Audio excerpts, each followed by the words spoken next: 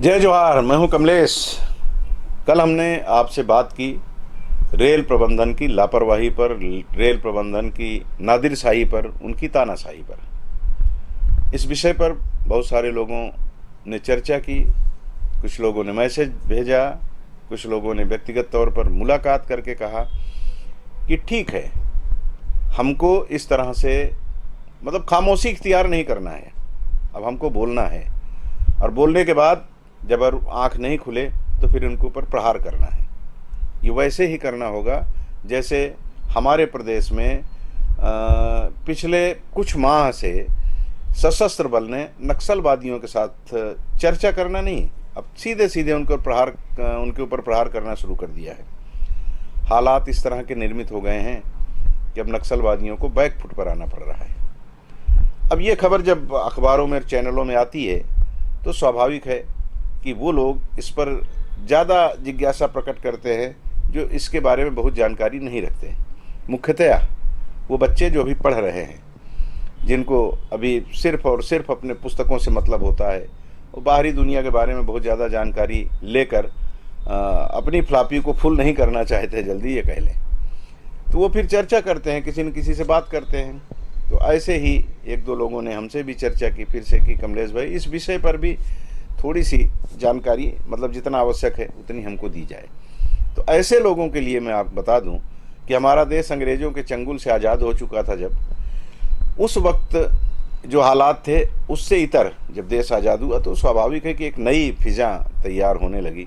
फिर भी अंग्रेज़ों की कदमबोसी कर गरीब और असहाय लोगों का शोषण करने वाले उस समय भी सक्रिय रहे, यानी देश आज़ादी के बाद भी कई वर्षों तक वो सक्रिय रहे। इनका जुल्म बढ़ता ही जा रहा था।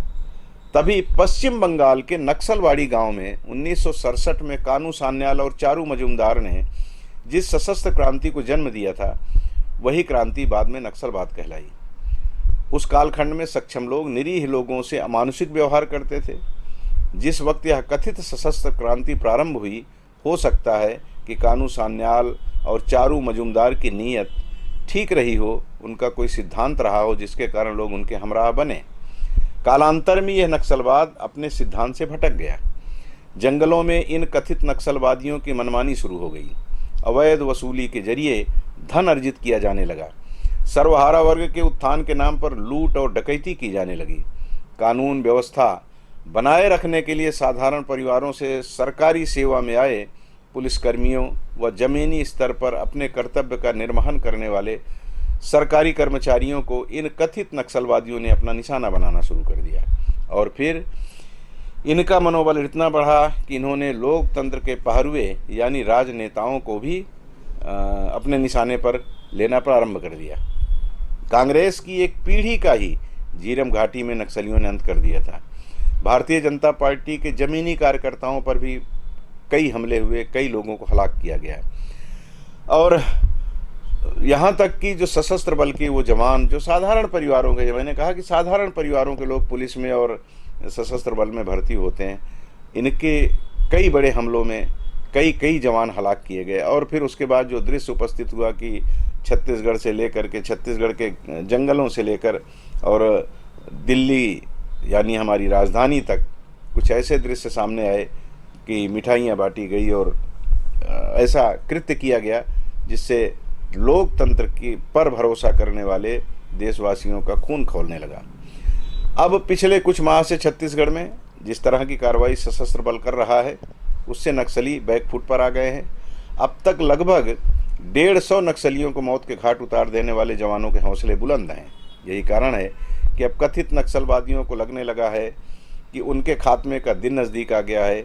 इससे पहले कि सारे के सारे लोग मौत के कुएं में ढकेल दिए जाएं, अपने प्राण बचाने के लिए उन्हें कुछ न कुछ उपाय करना होगा। सबसे सरल उपाय है शांति वार्ता के प्रस्ताव का।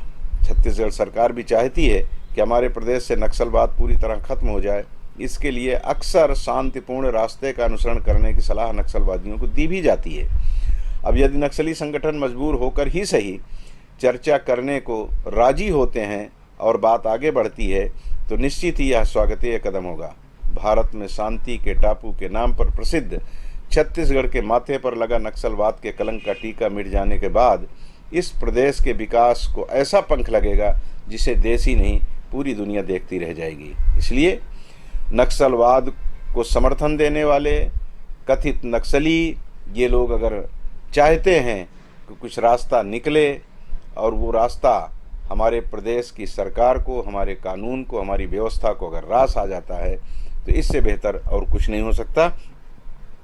चलिए आज बस इतना ही आपसे कहूँगा कि जो कुछ हम कह रहे हैं वो सही है या गलत, वो आपकी अदालत में हाजिर है। और एक सहयोग आपसे और चाहता हूँ कि हमारे YouTube चैनल को सब्सक्राइब करें। मैं कभी इसको नहीं कहता था क्योंकि ये भाव नहीं है, ये लोग जब कहते हैं, कोई अपील करता है तो बड़ा अजीब लगता है, लेकिन लगता है कि सब्सक्राइब अगर करते हैं तो सीधे हमारी बात आप तक पहुंचती है, आपको एक संकेत मिलता है और फिर आप सुनते हैं। और जब आप सुन करके प्रतिक्रिया व्यक्त करते हैं तो मन कहता है कि कुछ और सत्य को कहने की हिम्मत की जाए, तो हिम्मत आप हमें देंगे तो मैं कुछ और बातें आपसे करता रहूँगा। इसलिए आप हमें सहयोग करें और सहयोग के रूप में सब्सक्राइब करें, अपनी बातें हमको मोबाइल के ज़रिए बताएं और लिखें, हमको मैसेज करें, तो कुछ बातें आपके मन में रहेंगी तो उसको अगर आप हमें, यानी विषय आप हमें देंगे तो उस विषय पर जो जानकारी मेरे पास होगी उसको लेकर फिर आपके सामने हाजिर होऊंगा। धन्यवाद, नमस्कार।